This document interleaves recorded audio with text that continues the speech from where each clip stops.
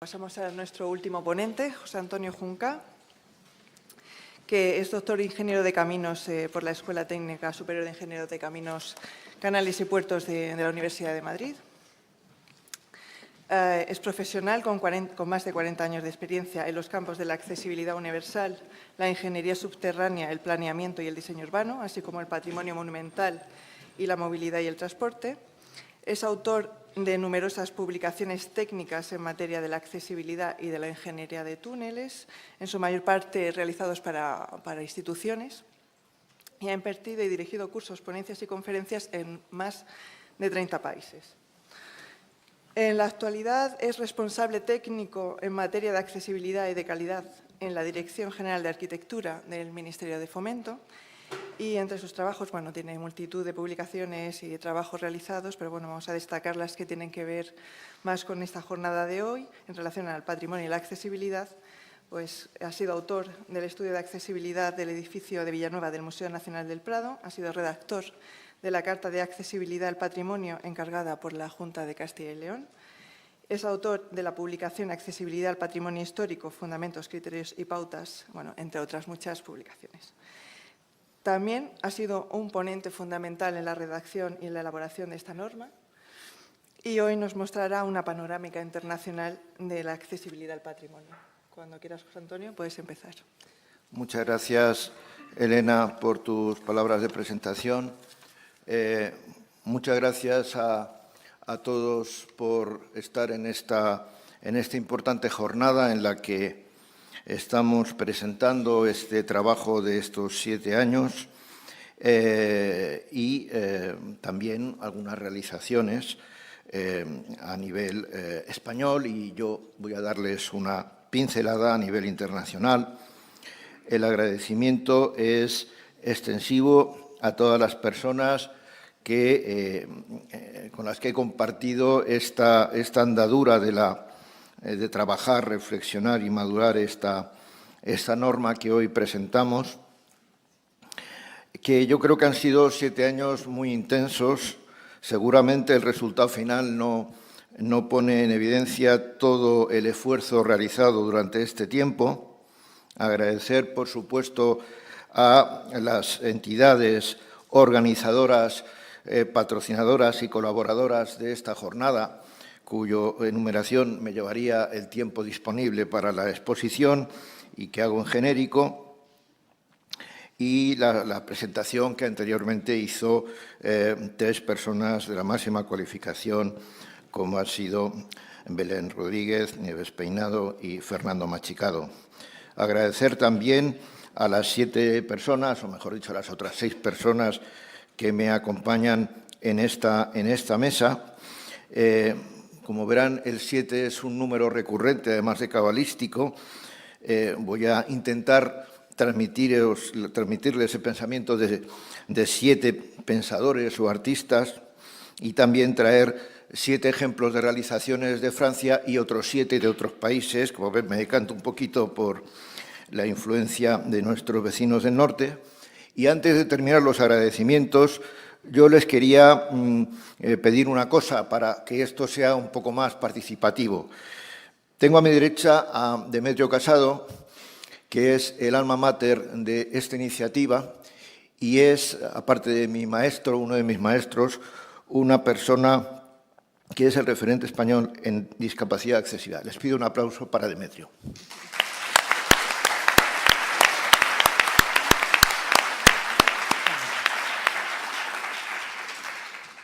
Que conste que no estaba preparado. Bueno, vamos a ir empezando. Este es un poco el esquema que me había planteado compartir con todos ustedes. Vamos a hablar un poquito de pensadores, sin demasiado hincapié, porque ya saben que pensar no es nada recomendable. Hablaremos de diferentes enfoques para un mismo objetivo, la accesibilidad al patrimonio, y luego les voy a invitar a un viaje, porque por la hora que es y tal, apetece viajar, ¿no? Entonces, les voy a proponer que se abrochen los cinturones, aunque no vamos a ir en avión, pero por seguridad, estamos hablando de accesibilidad con seguridad, y vamos a ir al Valle del Loira, vamos a ir a Burdeos, por supuesto, vamos a ir a Inglaterra también, con permiso de los ingleses, vamos a ver la accesibilidad que allí brota de una forma natural, y nos vamos a ir también a un jardín, al primero que se hizo, al Orto Botánico de Padua. Y ya para terminar, y dado que soy ingeniero, pues les voy a proponer que nos desplacemos en ese viaje por una cosa que se pronuncia muy difícil. Yo estoy entrenando toda la noche, no sé si me saldrá bien, el Sveaban de Wuppertal. Es un metro que es un metro único, porque es un metro suspendido, ¿no? Pobrecillo, y va por un monorail recorriendo esta ciudad. Y una reflexión final. Pensadores. Bueno, hay una expresión que a mí me gusta mucho que dice: dejad sus huesos, de hielo su corazón. Es la expresión que designa a un inmortal. Y que el último gran maestro de la pintura china clásica, Xitao, que vivió en el siglo XVII, aplica a los montes Huangshan, las montañas celestes. ¿Por qué les traigo esta primera reflexión? Porque, como saben, en la vida todo lo que tenemos es tiempo. Por tanto, hablar de inmortalidad es hablar como un mito. Y el patrimonio también es algo muy relacionado con ese paso del tiempo. No en vano decía Víctor Hugo que el pasado no se quiere marchar, retorna, ¿no? Y siguiendo con Víctor Hugo, pues dice Víctor Hugo que cada hombre, cada ser humano, en su noche va hacia su luz. Leonardo da Vinci. Leonardo da Vinci, me van a permitir que haga un recuerdo, me lo pidió esta mañana. Fue pintor, anatomista, arquitecto, paleontólogo, artista, botánico, científico, escritor, escultor, filósofo, ingeniero, inventor, músico, poeta y urbanista. Seguro me dejo alguna cosa más. Y además era una persona muy rara, ¿eh? Eso no viene en su currículum, pero lo añado yo, si me lo permiten. Pero a pesar de todo esto, hablaba del hombre patrón y se basaba en Vitruvio. Y todos sabemos que cada uno de nosotros somos distintos, cada ser humano es distinto. Hay algunos elementos patrón, estamos hablando de normalización, no me puedo salir del contexto, pero cada persona es un mundo, cada persona, digamos, es diferente. Por tanto, somos diversos, pero quería traer esta referencia de Leonardo. Pasamos a los distintos enfoques para lograr un mismo objetivo. No es fácil, yo he estado dándole varias vueltas, no es fácil intentar sintetizar ese panorama de la accesibilidad a nivel internacional. Pero, en definitiva, buscar acrecer la accesibilidad al patrimonio es buscar el equilibrio entre el respeto por la historia y el respeto por el ser humano. En algunos países, también tal vez convendría decir más que países, culturas, se ha intervenido en el patrimonio de una forma más intensa, por así decirlo, que en otros, más contenidos. Esto es muy interesante de analizar y esto es una cosa que hemos reflexionado mucho en este grupo, ¿no? Porque, claro, la aproximación, por así decirlo, francesa no es lo mismo que la anglosajona, no es lo mismo que la escandinava, etcétera, ¿no? Hay lugares donde la intervención se produce de una manera más intensiva, no me gusta la palabra agresiva, y otras como más contenida, pero en definitiva ahí está. La accesibilidad al patrimonio no es solo la accesibilidad física, ha quedado reflejado de forma espléndida en esta mesa y en sus intervenciones, sino que a ella se ha de sumar la sensorial, visual y auditiva, la cognitiva y la integral, entendido la integral como la suma de todas ellas, pero al mismo tiempo pensando, por ejemplo, en los extremos de la vida, ¿no? En la infancia, en la vejez, en todas esas situaciones diferentes, ¿no? En el panorama internacional, como también en el español, no es fácil localizar ejemplos de realizaciones en accesibilidad, digamos, integral. Por regla general, son más habituales las intervenciones de carácter parcial. Para terminar estos primeros o distintos enfoques, hay que hablar de la diversidad de tipos. Yo aprendí muchísimo sobre la tipología, sobre todo de la arquitectura del patrimonio, de un arquitecto aquí presente, Marco Antonio Garcés, que planteaba además algo que es una variable fundamental, que es el concepto de rigidez y flexibilidad. Ese es un concepto importantísimo al plantearnos la accesibilidad al patrimonio. No es lo mismo una arquitectura defensiva que una arquitectura de carácter civil, militar, por no hablar del entorno de Yuste, porque luego también las personas influyen. El emperador era él y su circunstancia, como dirían Ortega y Gasset, ¿no? Pero, por otra parte, hay personas más frugales, ¿no? Bien, la accesibilidad al patrimonio trasciende la arquitectura, el monumento, sea un castillo, sea un palacio, una catedral. Les hablaba del 7, pues dentro de los 7 tipos que les he traído esta mañana, pues voy a referirme brevísimamente a castillos, a catedrales, a teatros, a cascos históricos, a jardines, a yacimientos arqueológicos, a transportes. Va más allá, impregna, como decíamos, los cascos históricos, recintos amurallados, los jardines, lo que acabo de decir. Incluso, como también comentaba, los transportes públicos. Basta que nos demos una vuelta, por ejemplo, por París, para que veamos ese Art Nouveau de los edículos Guimard, o en Viena, en el metro de Viena, pues la obra de Otto Wagner en Karlsplatz. Bien, aquí estamos viendo un cuadro de un gran pintor murciano, Pedro Cano. Pedro Cano hizo una obra poco conocida, creo yo, en el que reflejó en lienzos las ciudades invisibles de Ítalo Calvino. Como bien saben, esta obra, algunos libros no se leen, sino que se transitan, se habitan y se viven. Y aquí tienen cómo él vio Olinda. Olinda, pues es una ciudad invisible, como muchas cosas en esta vida, que no somos capaces de distinguir, y donde esa lupa lo que hace es ampliar un poco para que veamos los detalles, porque en accesibilidad al patrimonio es muy importante tener la visión de conjunto, como ya se ha dicho, conocer bien el fundamento de ese monumento sobre el que vamos a actuar. Quizá la palabra intervenir me gusta menos, ¿no? Intervención, uy, parece que es. Pero, por otra parte, meter el zoom de los detalles. Y ese panorámica, pues, por ejemplo, una ciudad hermosa envuelta en brumas, como puede ser Cartagena de Indias.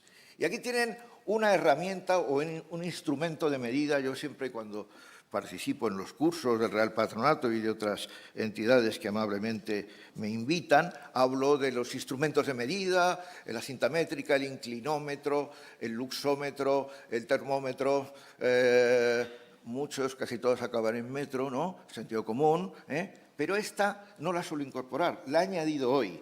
Es una combinación de llave con lupa. Y nos viene muy bien en el patrimonio. ¿Por qué? Porque con la llave podemos abrir esa cancela del monumento, que suele ser la primera traba que encontramos para desentrañarlo, y la lupa para analizar los detalles. Debo decir que esta es una fotografía verdaderamente muy impresionante de este autor, Chema Madoz. Los suelos. ¿Qué pasa con los suelos? Aquí los tenemos a nuestros pies. No hay cosa más servil que los suelos. Pero es fundamental a la hora de la accesibilidad y, por supuesto, en la accesibilidad al patrimonio. Por eso les he traído 4 pinceladas, ¿no? Pues casualmente las 4 de Francia. Tenemos de la ciudad de Blois, que son estas que indican, pues, con la concha, con la flor de lis, los itinerarios, que es un tema también de accesibilidad y de accesibilidad cognitiva. Es un tema en el que no podemos dejar de potenciar y de impulsar. Este, que está un poquito más castigado arriba, es el de Chambord, seguramente por los muchos paseos que por allí se daba Leonardo en sus últimos tiempos, y el de abajo a la izquierda corresponde a la Catedral de Chartres. La cadena de la accesibilidad es un concepto que a mí me acompaña desde hace 40 años, y es que es un concepto muy evidente. Si un eslabón de la cadena se quiebra, todo nuestro gran esfuerzo se viene abajo. Pasa un poco como también en la vida, ¿no? Ya estamos en el Valle del Loira. Fíjense qué rápido hemos llegado, y estamos, sin darnos cuenta, en el castillo de Chambord. Este es un castillo muy importante, que diría aquel, ¿no? Fue construido entre 1519 y 1539. Ahí, pues, fue donde, por ejemplo, el gran Leonardo, pues, hizo su famosa escalinata helicoidal. Por cierto, el año que viene se cumplen 500 años del fallecimiento de Leonardo. Y aquí tienen cómo, cuando llegas al pueblo, pues tienes una indicación, una señal en la que tú ves que te indica de una manera muy sencilla cómo llegar al castillo, ¿no? Y ven, por cierto, cómo está todo plataforma única y unos elementos, unas jardineras que hacen que los vehículos ya saben que a veces se quieren meter. Y este es el castillo, ¿eh? Bueno, una imagen vale más que 1000 palabras, es una arquitectura renacentista francesa que mezcla formas tradicionales medievales con estructuras clásicas italianas. Yo en este recorrido por los monumentos les voy a hablar relativamente poco de accesibilidad. La accesibilidad, como bien se ha dicho aquí, es un elemento consustancial que se tiene que incorporar, que no siempre ha sido desde el inicio, aunque ya nos hablaba Demetrio de esa rampa trampa que el emperador se hizo construir. Claro, él no iba en silla de ruedas, a él le llevaban, para algo era emperador, tanto de allí como de aquí, ¿no? Pero claro, evidentemente hay que irlo incorporando de una forma natural, de una forma respetuosa. Y aquí tenemos una de las características, la sobriedad y la discreción. Ahí vemos unas rampas sencillas, pero sí eficaces, que marcan una continuidad, que marcan una diferencia del antes y el después. Aquí tenemos la epidermis, como esas rampas combinan, por cierto, la rampa con el tablonado con unos pocos peldaños. No pensemos que a veces una persona le va mejor 2 o 3 peldaños con un buen pasamanos que la rampa, y todo eso va envolviendo de una manera respetuosa y epidérmica ese monumento impresionante. Y cuidar los detalles es fundamental. Los detalles es algo bastante importante en accesibilidad y en la vida. Vemos como en este elemento, en la papelera, pues se ha incorporado una serie de elementos que te indican este elemento que sobresale magnífico en la piedra, pero claro, es magnífico también a la altura del tobillo. Entonces, si tú vas por allí desorientado, no ves bien, o vas con el móvil, pues entonces, ¡ay!, me llevó al cardenal de Chambord, no me llevó al emperador de Juste, sino al cardenal de Chambord, me lo llevo puesto. Bueno, pues entonces le pones este elemento que de alguna manera está preservando que te lleves un recuerdo no deseado. Y nos vamos a otro castillo. Este es el castillo de las damas, le llama así, el de Chenonceau. Es un castillo también del siglo XVI y aquí lo quería con esta fotografía ilustrarles que cuando tú visitas un monumento es como cuando lees un libro o cuando ves una película o un cuadro, ¿no? Te asomas a aquello, contemplas, te vas acercando y vas viendo cómo vas de lejos hacia el interior, ¿no? Y cada vez con mayor nivel de detalle. Ese recorrido tiene que ser accesible. Este castillo es especialmente permeable, como ven, deja pasar el río. Es un castillo donde esos arcos, es un castillo puente, ¿no? Y aquí tienen la sobriedad. Otro elemento característico, la sobriedad. No se piensen que los castillos del Valle del Loira son 100% accesibles. No, no, tienen detalles, tienen gestos, tienen incorporación de elementos como esta rampa muy suave, muy estricta. Y también en los jardines, pues también para garantizar ese movimiento, esa continuidad accesible del recorrido, también tiene pequeñas rampas y, por supuesto, tiene servicios higiénicos accesibles. Eso es fundamental, los servicios higiénicos, y que estén bien señalizados, que estén cerca y que además estén limpios, claro. Nos vamos a otro castillo y dice, pero vamos a ver, esto, digo, ancha es Castilla, ¿no? Aunque no estemos hablando de Castilla, pero es ancha. Y nos vamos a uno que es especialmente, yo les recomiendo. Yo todo esto luego les daré los datos de una agencia de viajes que funciona muy bien para que si quieren puedan luego. Son muy amables, ¿eh? Bien, este es el castillo de Fougères. Este castillo, la verdad es que es un recinto amurallado y fortificado que les llevó a los franceses, con lo que son los franceses, les llevó un tiempo, estuvieron trabajando en él desde el siglo XII al XV, o sea, todavía un poco más que lo que hemos tardado nosotros en parir esta norma que hoy presentamos. Eran gente con muy buena salud, evidentemente. Y aquí tienen una maqueta tactovisual. Esto es muy importante, y además me gusta decirlo en esta casa, que por cierto nos acoge, agradecer que sean anfitriones, un lugar tan magnífico. Y aquí tenemos esas maquetas táctiles, y aquí en este castillo pues también lo han hecho, y además es una maqueta que invita, luego veremos alguna más, invita a contemplarla, a observarla, a conocerla, porque hay cosas que invitan y otras cosas que rechazan en este caso, y nos vamos a la catedral.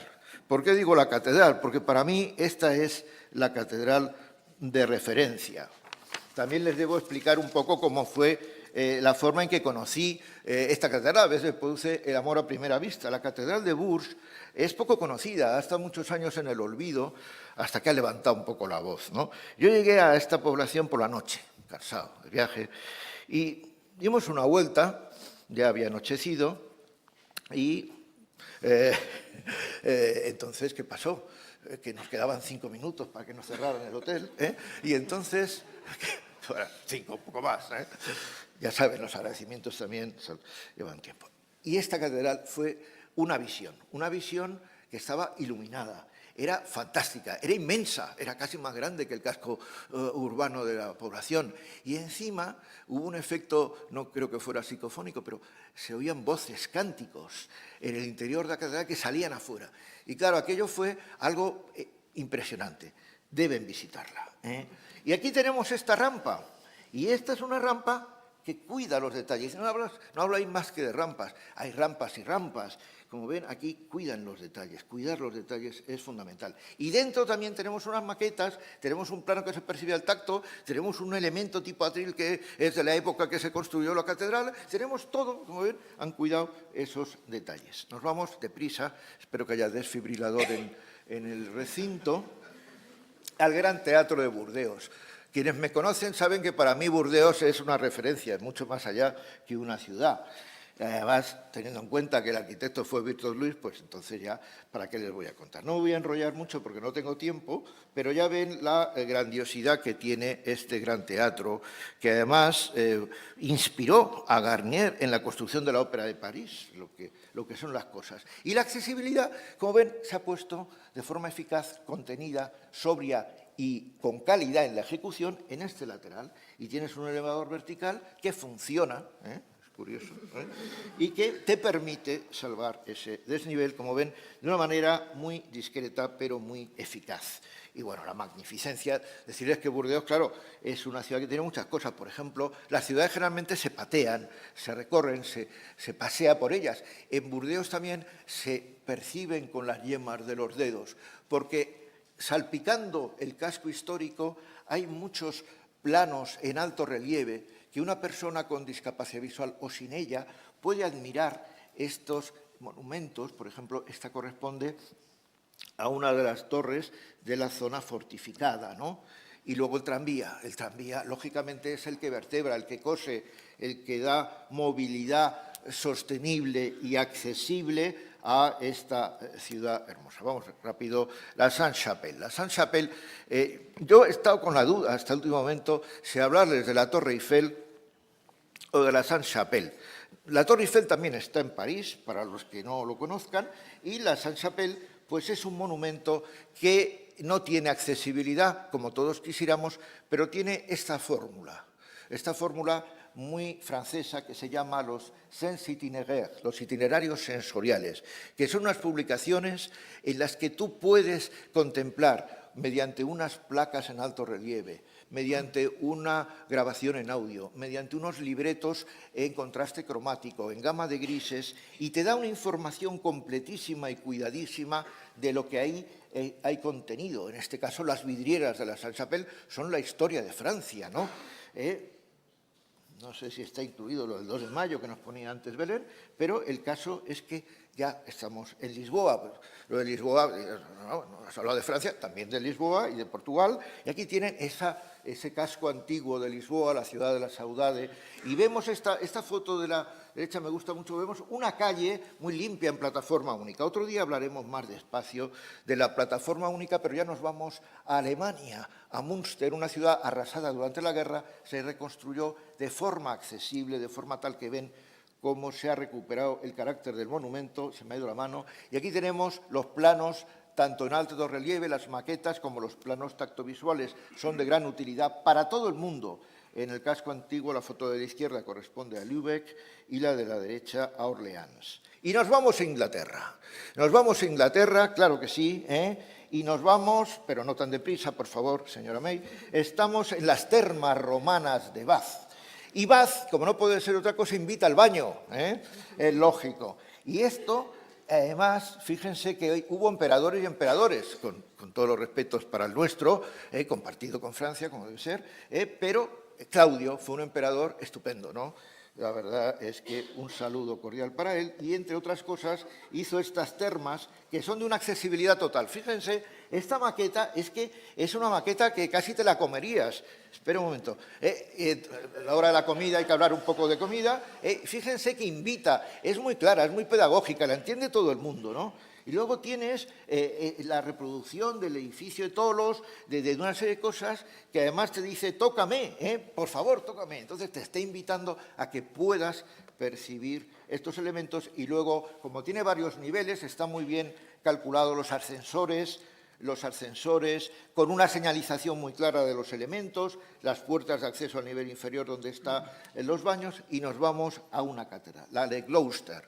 Esta catedral es una catedral antigua. Aquí se inspiró, es el autor de los Pilares de la Tierra, Harry Potter, muchas cosas. Se puede visitar y es una mezcla de románico y de gótico, y aquí ya estamos en el interior. Las catedrales en el Reino Unido son más que catedrales y además pues la accesibilidad se incorpora de forma natural, de forma calidad, sin esconderse. A veces nos pasa aquí que una rampa, pero que no se vea. Pues aquí, como ven, incorporan la calidad. Un elevador para acceder al altar. Esta iluminación, fíjense qué pieza tan bien diseñada. Y este señor, con el que yo hablé y que se me escapa, este señor me explicó, le dije, oiga, ¿se ha estropeado el elevador? Y me dijo, no, somos británicos, aquí no se nos estropea nada, incluso cuando hacemos votaciones.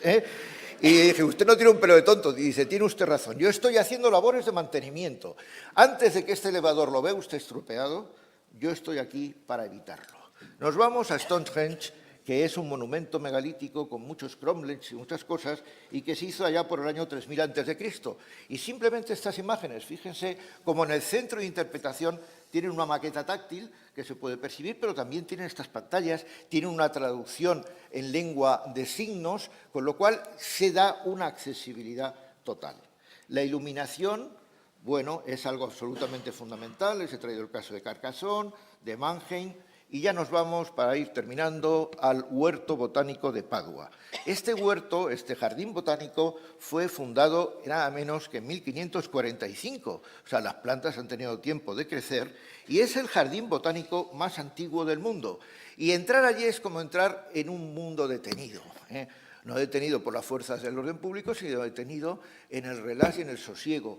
Ven cómo tiene esta maqueta que se puede percibir al tacto, en arcilla, con esa configuración circular, y tienen un itinerario para personas que no ven.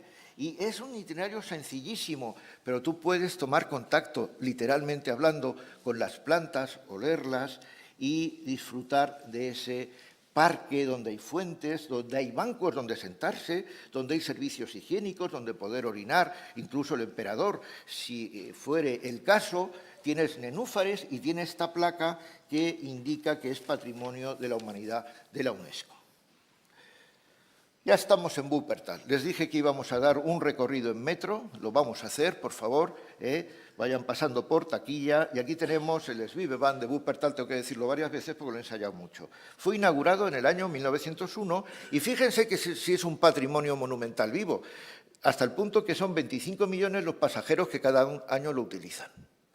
Es un ejemplo muy claro de un patrimonio vivo. Esto se hizo en época del ingeniero Eiffel. Y además, fíjense que, claro, como va suspendido, pues las composiciones tienen un cierto movimiento. Como ven entonces, los andenes tienen esa ligera curvatura para que haya un ajuste perfecto, un ajuste, vamos a decir, razonable, ¿no?, entre el andén y el vehículo, y todas las estaciones han incorporado ascensores para poderlo hacer totalmente accesible. Aquí tiene una imagen muy bonita, de verdad que vale la pena. Estamos en el laberinto de la Catedral de Sardes, porque es un laberinto un poco todo esto, y yo quería terminar ya con una reflexión de Javier Tomeo. Es posible que uno de los fundamentos en que reside la accesibilidad al patrimonio sea la filosofía, y que Javier Tomeo, y un poco por eso traje también esa linterna del baptisterio de San Juan de Florencia, dice que es algo así como ese agujero que se hace en el techo para ver las estrellas. Muchas gracias.